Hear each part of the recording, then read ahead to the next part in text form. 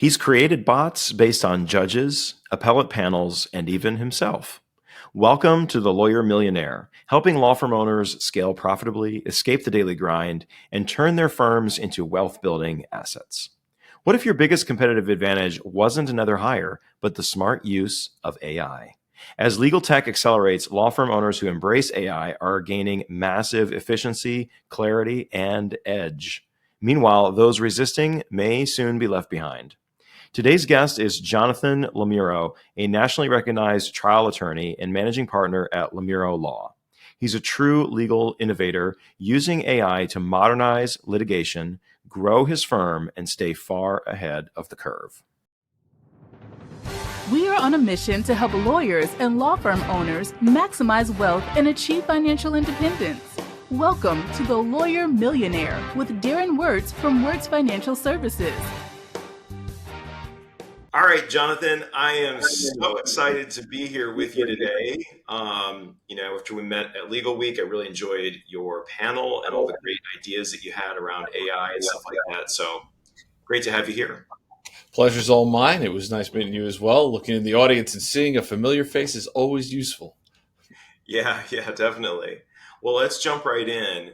AI is, it's coming fast, right? I think it's here.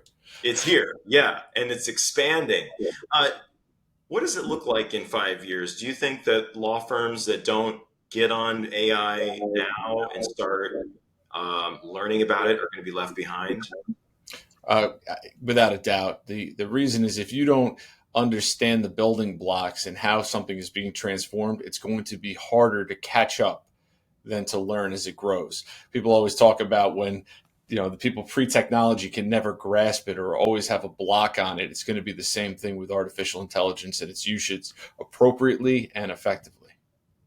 Yeah, absolutely. Why do you think lawyers are still kind of, for the most part, hesitant to use AI? Lawyers are creatures of the past. We study past precedent, past law, past cases. I mean, we live looking at those before us to learn on how to be good lawyers. Very few of us look to how we are going to be great lawyers. And that is the hesitancy within, is change is not adopted by either the judiciary or lawyers quickly. So we have to be cautious, protected, and we represent people in the most dire of scenarios. So we have to make sure that we are perfect at what we do. But practice makes perfect and education makes perfect. Yeah, absolutely. In every wave of technology, you have these different groups. You've got the early adopters. I forget the names of the other ones. But yeah, the early adopters, those are the ones who end up, look at the internet, right? And the people who were the first to jump on, like video and like Facebook. Facebook is an example of an early adopter. Like Mark Zuckerberg was an early adopter of that technology, and look what it did for him, right? Well, there's pluses and negatives. The early adopting blindly is a failure. So the first lawyers that blindly adopted AI went and submitted hallucinated case law to a court without checking it, resulting in severe penalties and embarrassment, which then caused every other lawyer to be like, I'm not going there because I'm not going to be that next person who's ruined. But don't worry, 42 different firms have been sanctioned or kicked out of cases for inappropriately utilizing something incorrectly. And that's really user error, not computer error. And that is important to know.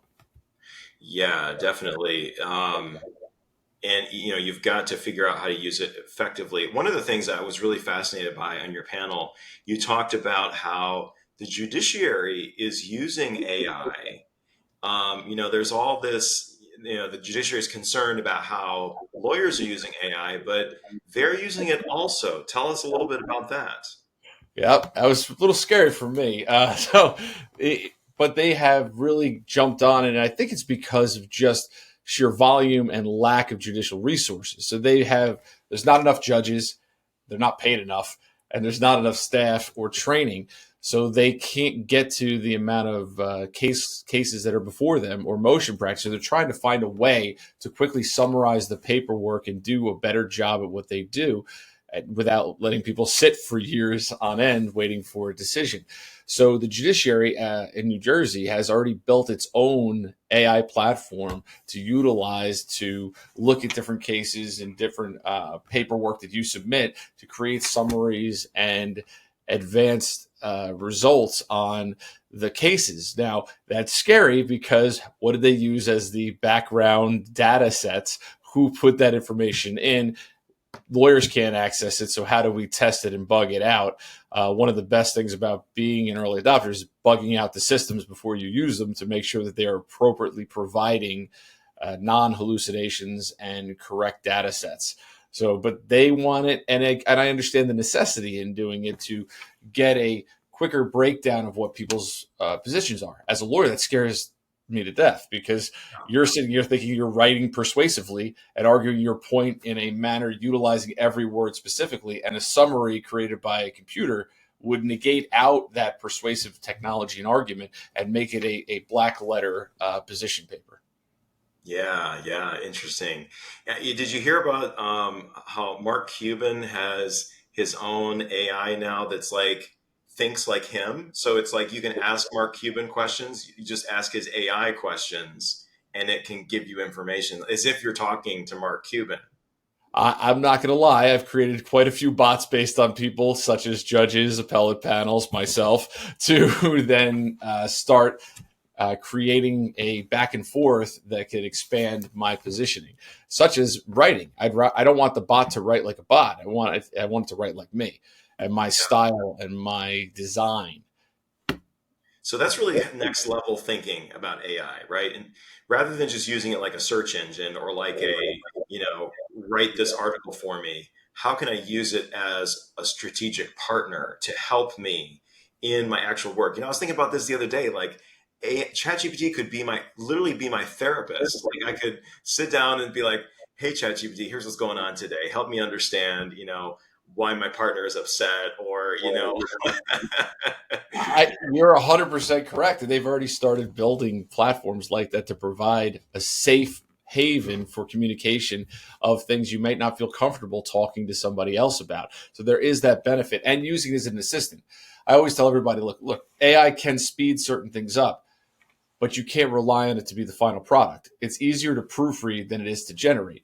And so when you take it and can work with it to make you better, then you're using it successfully. If you're trying to replace yourself, then you're going to fail, and it may actually end up replacing you with somebody that is using it appropriately.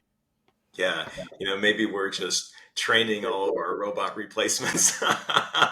Hey, please and thank you. Right?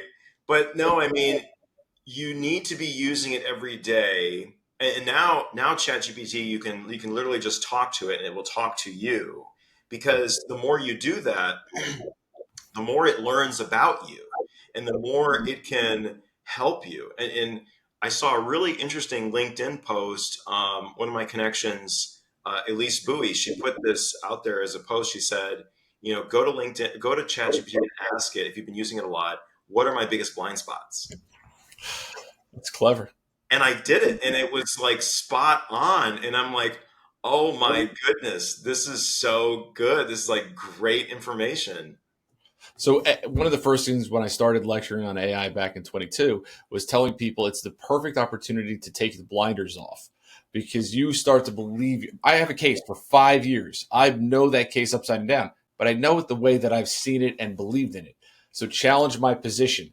Hey, AI, give me something that would attack what my reasoning is and understanding is. That's a great asset. Yeah, and I think you have to do that because it's so easy to treat ChatGPT just like a yes man. Like if you're not asking it the right questions, if you're just going to it and be like, hey, what do you think about this? It generally is going to agree with you. Like, yeah, that sounds like a great idea. You got to really ask it, like, give me pros and cons. Tell me why this is a bad idea. Like, argue against this. Give me the negative feedback as well as the positive. Well, you nailed it. It was built as a chat bot. It wasn't built as an answer. It wasn't built as anything. It's our job to then give it the role. So one of the biggest prompt engineering issues is that people never assign a role to the AI platform they're utilizing. And by not doing that, you're leaving it to make up its own understanding of what it thinks you want. And I would prefer it to be a challenging mindset or something that can expand my horizons. Yeah, absolutely. Well, before we go any further, John, tell our audience a little bit about who you are. You're a respected trial attorney. You run a law firm. You've been very involved in the intersection of technology and law. Give us a little bit of information about who you are. Sure. I've been practicing law for longer than I want to say out loud. And I am the second generation. I work with my father, my brother, my sister, and 23 other attorneys out of New Jersey, but we practice all over. I focus on medical malpractice litigation, trial law, which has its own embracing of technological advantage. So I, as a younger man, used to want to be a computer programmer, and then they made me do Calc 5, and I said, no, I'll be a lawyer.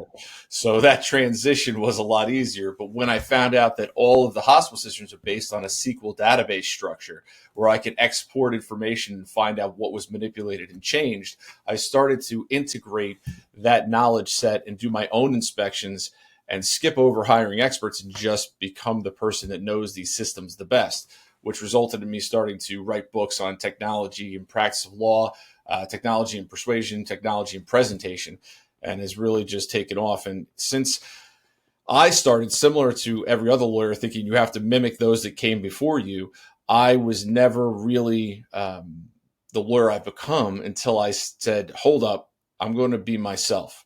Not what my father is, not who my brother is, not the greats that came before me. I can learn from all of them, integrate the best, and make it better. Similar to AI, in that you can learn things from the past, but chat's only as good as the data that's put in, the information that's provided. You have to get it to expand your horizons to become stronger. So it's just taken off. I am trying great cases. I'm meeting amazing people, such as yourself, and learning more about how to continue to expand my knowledge and talents. Yeah, fantastic. Well, that's really cool because my story is somewhat similar. My dad was a financial advisor, and then I kind of followed in his footsteps. I was a teacher. I taught high school science for 5 years, but got burned out with that and needed something a little bit different. Hats off to the teachers out there. You all do amazing work, and I have a lot of great friends who are still in education. But it was Funny, very my father went to history teacher first, and okay. I consider lawyering teaching. I go around to different colleges, different law schools, and obviously I go on the lecture circuit for all lawyers to teach.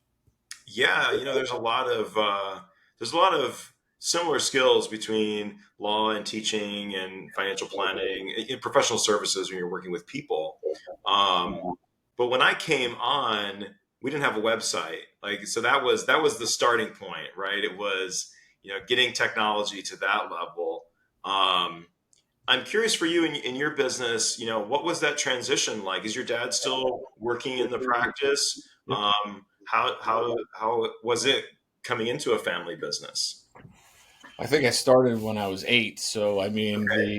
yeah, I've held every position from the person who ran the mail to the courthouse through equity partner.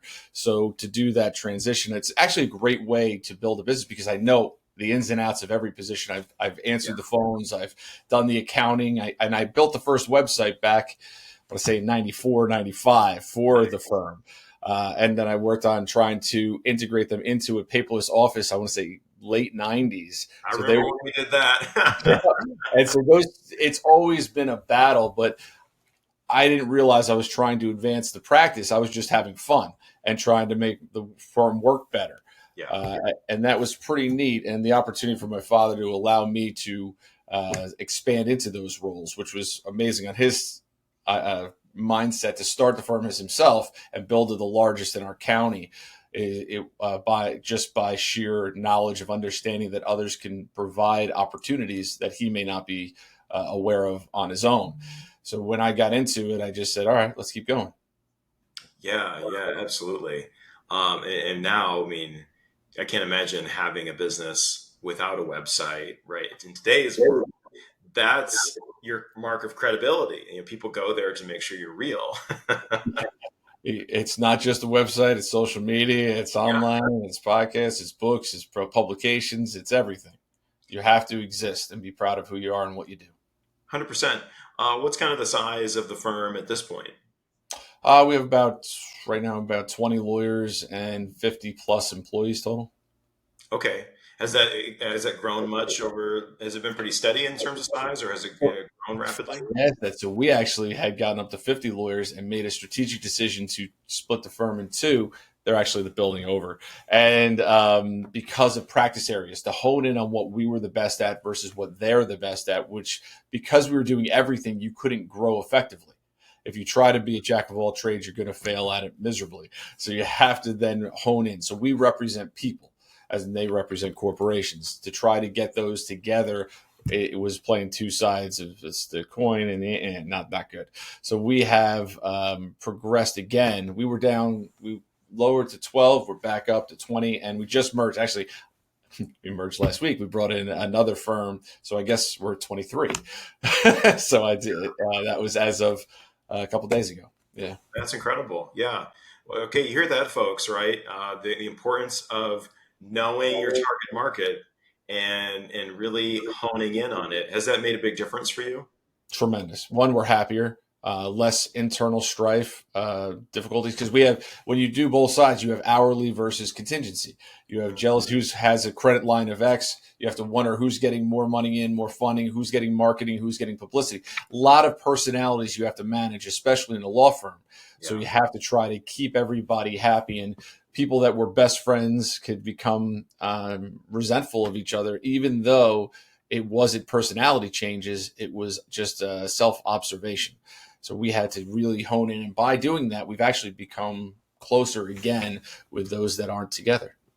Absolutely. So, what's your role in the firm now? Are you kind of like in a CEO role, or kind of managing the overall picture? You are very observant. So we have a series of equity partners, which as you can imagine, is my brother, me, my brother-in-law, my father. So we have that core, but we also have a few other people in there, and we work on a management style of unanimity, I guess we'll put, that we work things out. We break into different teams. So we have a marketing team, we have an in-office team, we have a technological team, and that's how we manage. So because will candidly tell you that I'm not the best on the corporate and structure on that. So that's Eric Lubin, who would be the managing partner of the finances and negotiation. Eric Yingstrom, who my brother-in-law, does the comp, but when he's in equity, he actually handles people. He was a mayor. He understands how to deal with the inner workings, the HR.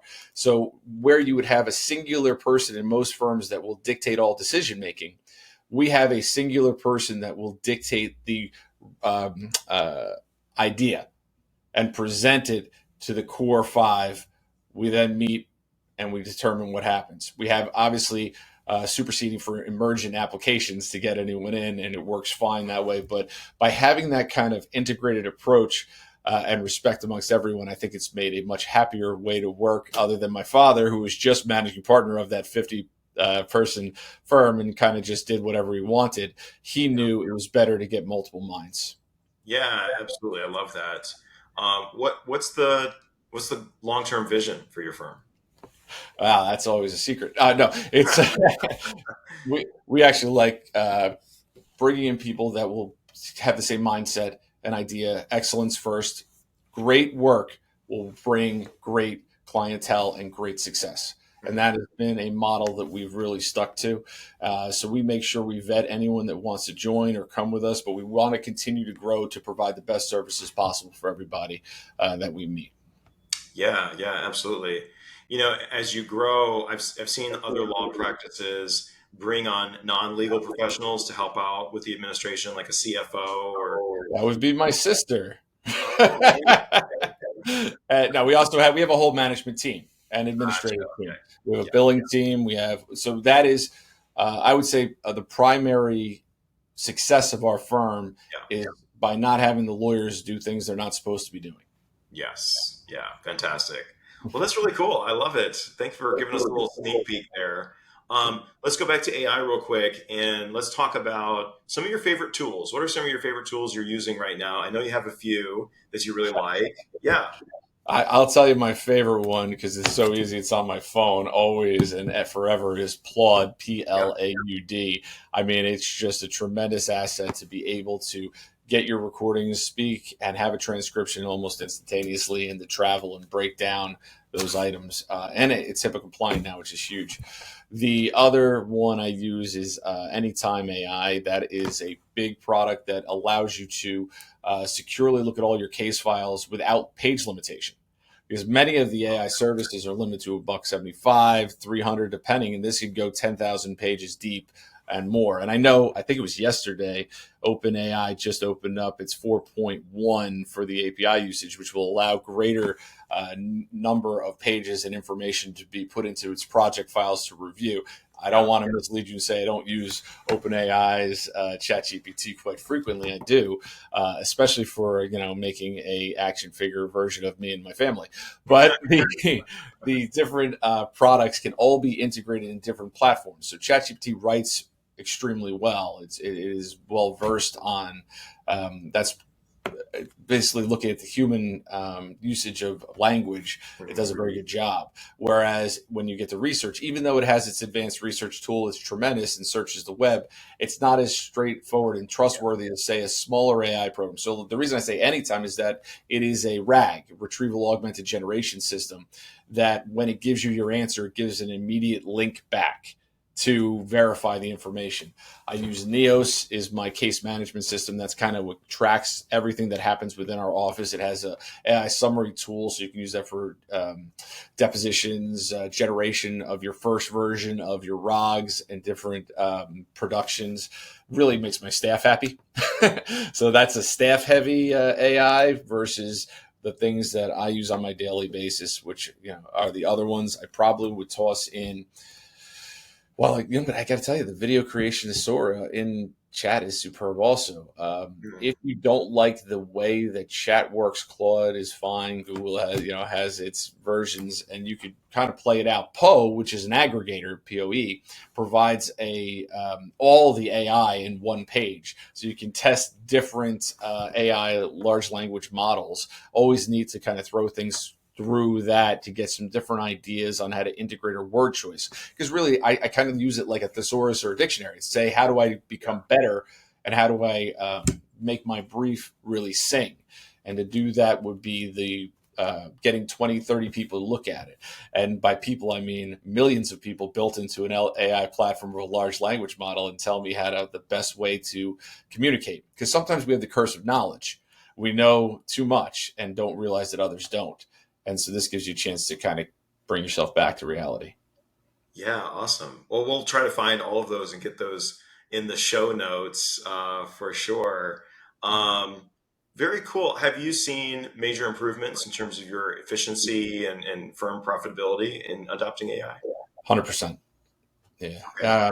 When you have to have happy staff, and some menial tasks can cause them to not want to do them, even though they're necessary. So to have something immediately we have, here's a great example, a long form, an intake document. I know what I need to do for every case is answer interrogatories. So our intake form has all the information I need to generate the first version of those interrogatories. Basically, the staff was taking and retyping or moving and copying, pasting into a different platform, but utilizing the AI, you just click a button, it takes that long form and integrates everything into the form of the A1 and saves them what could be hours of just boring copy, paste, retype, and formatting. So when my staff's happy, I'm happy, and efficiency goes up tremendously. 100%. How do we protect client information in using AI? Tell us about that. Oh, sure. So that's been an obligation since they went with cloud and anything really technological. There's been an ethical responsibility to be up to date on first technology and also to verify that the platforms you're using are keeping your data secure. So one of the things you have to make sure is, so ChatGPT, you brought it up, that can integrate your data into its main database. It wants to learn from you and keep expanding, but you can shut that off. You can pay some extra money. You can go in and learn how the system is being utilized. Like Microsoft Copilot, completely safe because it's built into not putting the information into its general platform. Claude originally used to take all that audio, put it through Whisper technology of OpenAI to translate and get back, but it was giving all that information to the system.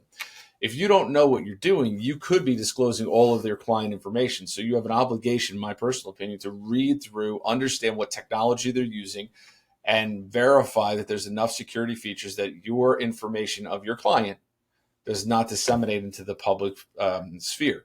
And there are. I mean, look, AI, as you said, it's growing. What's going to be in 5 years? Right now, you can limit the information. But by limiting information to, like, say, a RAG or one of the other systems where they have an individual database, you are not getting the true power of the large language model looking at all of that data. Because if the data doesn't go in, you don't get data response back. So it's really, when you combine the LLM and the RAG, you're really taking the language understanding and bringing it to a secure location, not taking your secure location and bringing it to the model to get it translated, which can change the results. But you as an attorney need to understand this. And that's really hard for lawyers because they don't want to know it. My dad won't even use a mouse. I mean, he gets angry at email. That's just the way it is. So if you're going to use it, though, you have an obligation to know it. And if you don't know it, you have to hire somebody that does. Yeah, it's same in our business.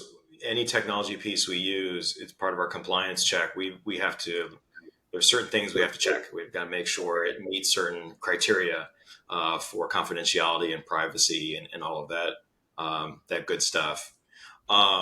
What's next for you, Jonathan? Are you going to create your own AI software program? I'm not going to say that I am not a part of a couple AI platforms that have approached me to join with them. One we're working on is the AI Judge Bot. One is an AI program that can take large quantities of data and find inconsistencies and, like a needle in a haystack, information and provide it back in a substantive format for the lawyers. But I love practicing law. It just happens that practicing law is integrated into those things. Yeah. I plan on advising how to make these systems better, not just to create something new, but to make me a better attorney so I can help my clients. So my plan is to continuously learn, meet great people that will expand my knowledge base so that I can keep doing the job I'm doing and the firm can keep growing to help others. Fantastic. Well, Jonathan, we're coming down to the end of our time. I want to ask you one last question. Part of our organization, we have a book club for attorneys and law firm owners. And we read one book a quarter. Right now, we're reading Shoe Dog by Phil Knight. And so I always ask my guests, is there anything that you're reading right now that's you're really finding interesting, or maybe one of your favorites that you read in the past you want to share with our audience? I am a lawyer, so I have a bookshelf of books, not to mention all the ones I've written, so definitely dropping the digital anchor. But if I was to pick one book that I thought was, one, a good read, two, understood the different viewpoints, it would be a book called, it's out of print, so if you find it, it's very good, Damages by Brian Held. And he is an investigative reporter that did an examination of a medical malpractice case front to back from the viewpoint of the doctor, the patients, the lawyers, and the insurance company. And it was a fascinating undertaking to say, hey, maybe we don't see everything in the same light every time we do something. And I think that could really open people's minds up about how they're acting and how they're growing and how they're running their business, to maybe say there is another way. Yeah, perspective is everything, truly. That's not. I'll toss Nancy Duarte in there too. Her Resonate book was solid. Okay. Yeah, absolutely. Well, by the way, we'd love to have you in the book club if you'd like to join. Good morning. I love reading. Well, Jonathan, it's been fabulous having you on the show. Any last things you want to leave with our audience before we go? Find what you love and stick with it. Great advice. Great advice. Thank you, Jonathan, for joining us. Pleasure's mine. All the best. All right, a big thank you to John for joining us today. If you'd like to learn more about his work or connect with him, visit lomurrolaw.com or check out the links in the show notes. Here's my takeaway. The lawyers who win in the future will be the ones who stop resisting change and start strategically leveraging it. Don't just try AI, train it, test it, treat it like a partner. Whether it's streamlining tasks or sharpening your legal arguments, the opportunity is massive. The challenge? Start experimenting this week. Remember, your law firm isn't just a job, it's your most powerful asset. And just like you wouldn't ignore a new investment strategy, you can't ignore the tools that will define your firm's growth. Innovation isn't optional. It's how you scale, gain time freedom, and ultimately build wealth. And that's what we're all about here at the Lawyer Millionaire Founders Network. If you got value from today's episode, do us a favor. Leave us a 5-star review and share this episode with a fellow law firm owner. And don't forget, you can join our Lawyer Millionaire Book Club for free at lawyermillionaire.com. Just click on Community at the top of the page. Each quarter, we read, grow, and connect. Well, that's a wrap for this episode of the Lawyer Millionaire Podcast. I'm your host, Darren Wirtz. See you next time.